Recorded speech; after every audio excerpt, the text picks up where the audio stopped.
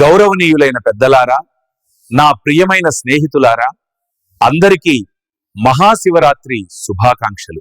ఈరోజు మనం జరుపుకునే మహాశివరాత్రి కేవలం ఒక పండుగ కాదు, ఆత్మశుద్ధి, ఆత్మ నియంత్రణకు ప్రతీక. పూర్వకాలంలో ఒకసారి సముద్ర మథనం జరిగింది.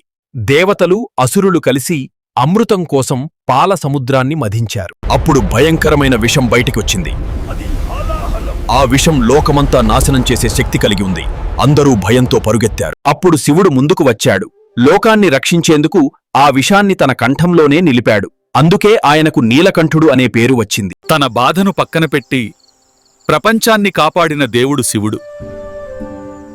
ఇంకొక కథ ఉంది. ఒకసారి ఒక పేద వేటగాడు అడవిలో దారి తప్పాడు.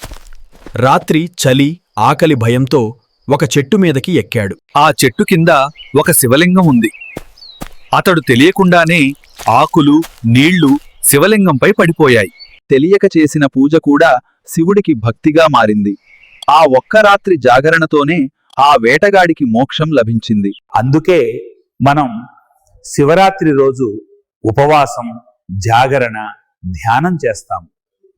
శివుడు మనకు చెప్తున్న సందేశం ఏమిటంటే, అహంకారాన్ని వదిలి సహనాన్ని అలవర్చుకో, లోకానికి మేలు చేయి. ఈ మహాశివరాత్రి మన జీవితంలో చీకటిని తొలగించి వెలుగును నింపే రాత్రి.